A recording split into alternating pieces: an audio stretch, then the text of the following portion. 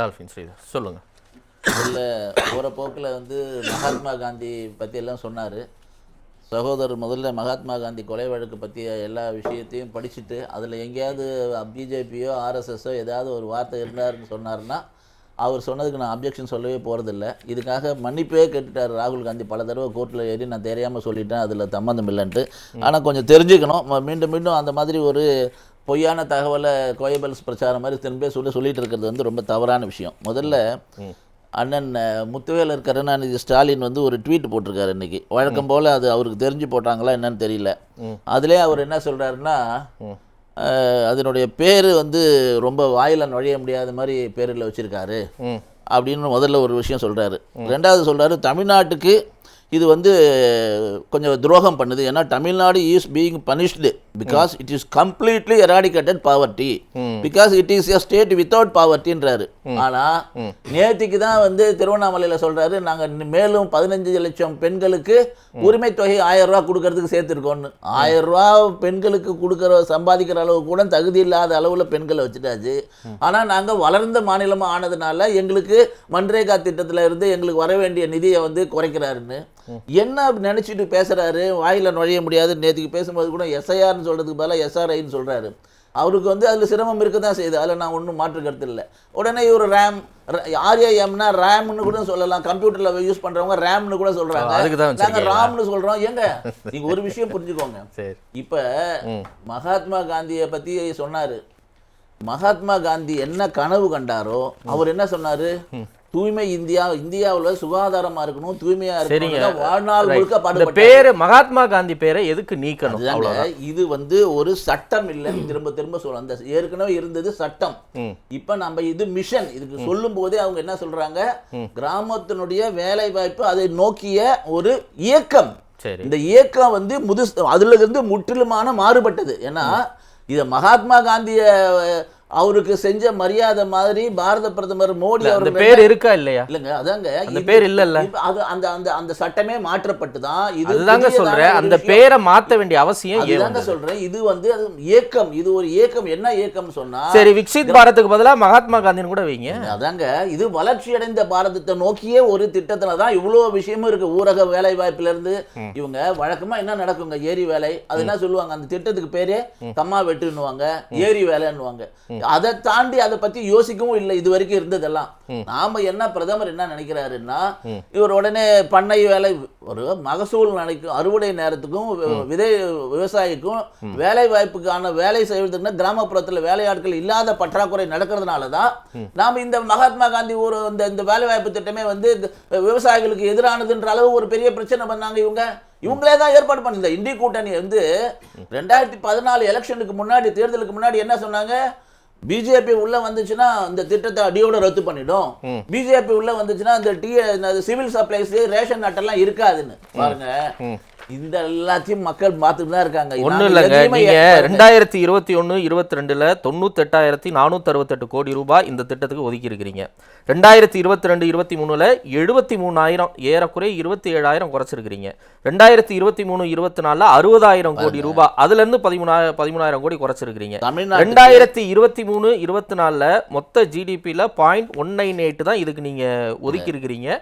சராசரியா 40 நாள் தான் வேலை நாள் நடக்கக்கூடிய அளவுக்கு பண்ணியிருக்கிறீங்க. தமிழ்நாட்டில் 2006 2014 வரைக்கும் 16,549 கோடி தான் தமிழ்நாட்டில் மன்ரேகாவாக நம்ம பாரத பிரதமர் மோடி அவர்கள் ஆட்சிக்கு வர்றதுக்கு முன்னாடி, மோடி அவர்கள் வந்து முதலமைச்சராக இருக்கும்போதே இந்த திட்டம் வந்து ஊழலினுடைய ஊற்றுக்கண்ணு. இதனால வந்து பெரும்பாலான விவசாயிகளுடைய வாழ்க்கையும் பாதிக்குது.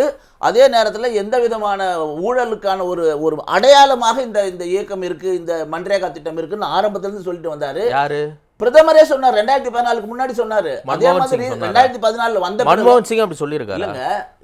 நம்ம இப்ப இருக்கிற பிரதமர் அன்னைக்கு முதலமைச்சரா இருக்கும்போது சொன்னாரு, இந்த திட்டத்தை மாற்றி அமைக்கணும், இந்த திட்டம் ஊழலினுடைய ஊற்று கண்ணுன்னு. 2014 பிறகு பிரதமரா வந்த பிறகு இவங்க எல்லாம் நிறுத்திடுவாரு அப்படின்னு சொன்ன பிறகு கூட அதை நாங்க நிறுத்த போறது இல்ல, இது காங்கிரஸ் கட்சியினுடைய ஒரு கரப்ஷனுடைய சிம்பலாக நான் இதை வச்சிருக்க தான் போறேன், ஆனா இதை முறையாக முறைப்படுத்த போறேன். எப்படி ரேஷன் அட்டையில இன்னைக்கு 80 கோடி மக்களுக்கு நாங்க ரேஷன் கொடுக்கிறோம், அது இவங்க என்ன சொன்னாங்க, ரேஷன் கார்டே இருக்காது, அது இவர் வந்தாருன்னா எல்லாத்தையும் மூடிடுவாரு. அதே மாதிரி மன்ரேகா இருக்காது, 100 நாள் வேலை வாய்ப்பு திட்டம் இருக்காது, இப்படிதானே சொன்னீங்க. இன்னைக்கு அந்த திட்டத்தில் இருக்கிற ஊழலை, அந்த திட்டத்தில் இருக்க அந்த லீக்கேஜ் எல்லாம் அரெஸ்ட் பண்ணிட்டு 34% நேரடியாக பணம் கொடுத்தது. இன்னைக்கு எத்தனை பர்சன்ட்? 100% எல்லாருக்கும் டைரக்ட் பெனிஃபிட் டிரான்ஸ்ஃபர் மூலமாக அவங்கவுங்க அக்கௌண்ட்டுக்கு போய் சேருது. இப்படி எல்லா பக்கத்துலயும் நம்ம லீக்கேஜ் அரெஸ்ட் பண்றதுனால எத்தனை ஆயிரம் கோடி மிச்சமாயிருக்கு. அதனாலதான் சொல்றேன், தமிழ்நாட்டுக்கு மட்டும் 2020 இருந்து 2025 வரைக்கும் 16,549 கோடி எங்க, 54,719 கோடி எங்க, 3 மடங்கு அதிகமாக தான் கொடுத்திருக்கோம். இன்னும் 4,000 கோடி நிலுவையில இருக்கு அப்படிங்கறத அரசாங்கத்தினுடைய நிலைப்பாடு. ஒவ்வொரு மாசமும் ஒரே நாள் வட்டி வந்தா வருமான வரி நீங்க வாங்கிட்டு எங்க யாரை ஏமாத்துறதுக்கு? இதே திரும்ப திரும்ப ஜிஎஸ்டில எத்தனை பர்சன்ட்ங்க தமிழ்நாட்டு அரசாங்கத்துக்கு?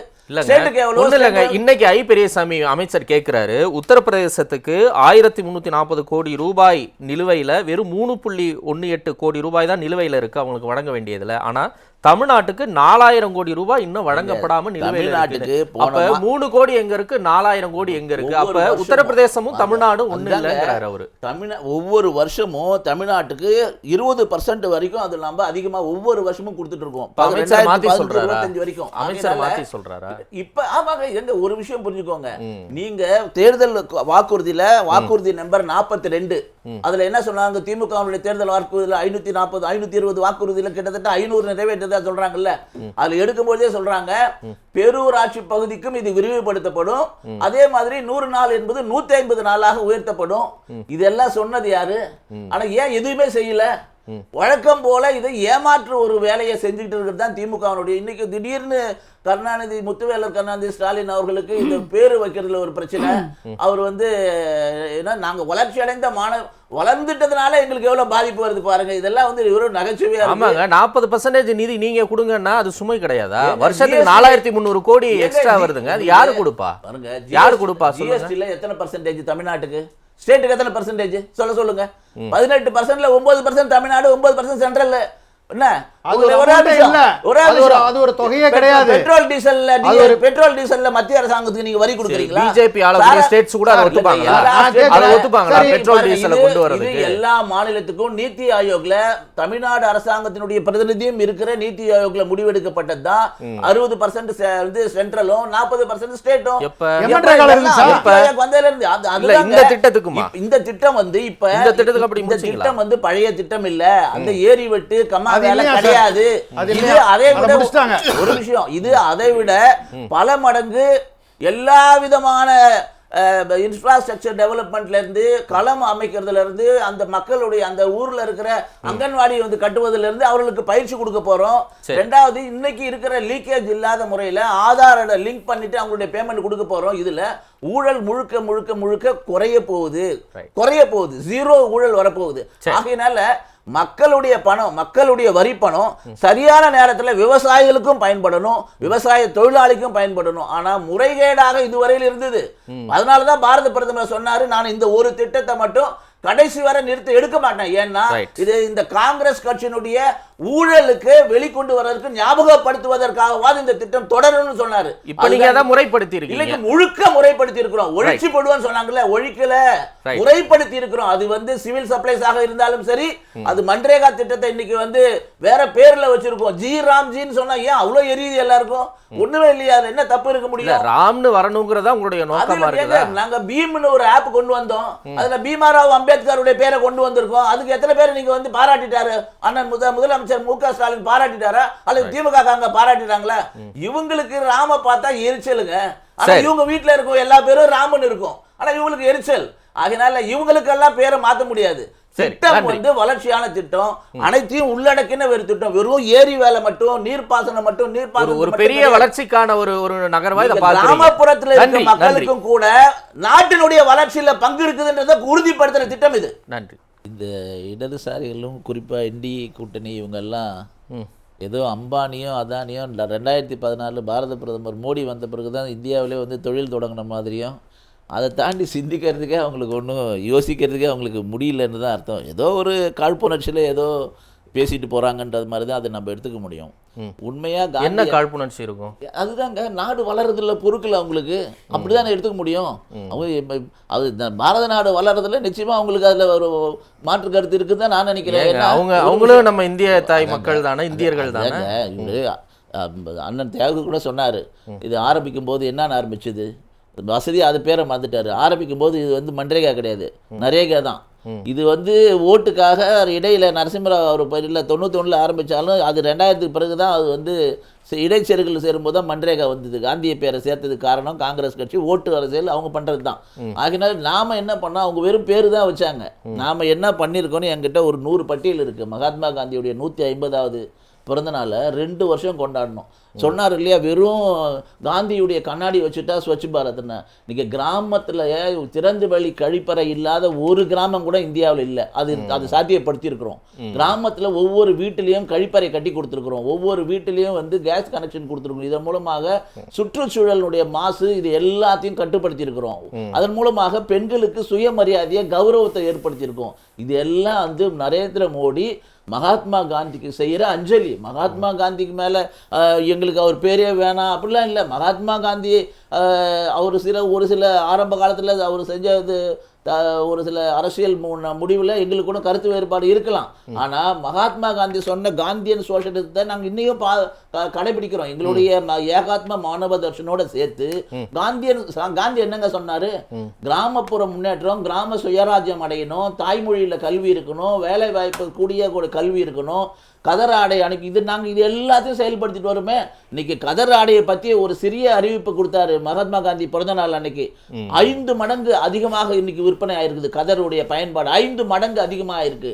அது மட்டும் இல்லை, தாய் வழி கல்வியை தானங்க நாங்கள் நேஷனல் எஜுகேஷன் பாலிசி எது மகாத்மா காந்தி கனவு கண்டாரோ அதை தானே கொண்டு வந்திருக்கோம். இன்னைக்கு கிராமம் வந்து தன் சுயராஜ்யமான ஒரு கிராமம் வளரணும்னு சொன்னா அதுக்கு தான் இது எல்லாமே. கிராமம் போகிற போகுதில் திரு கனகராஜ் அவர் சொல்லும்போது என்ன சொன்னாருன்னா, இது மாநில அரசு தான் முடிவு பண்ணணும், கிராமத்துக்கு ஒன்றுமே இல்லைன்னு தெளிவாக சொல்லியிருக்காங்க இந்த விஷயத்தில்.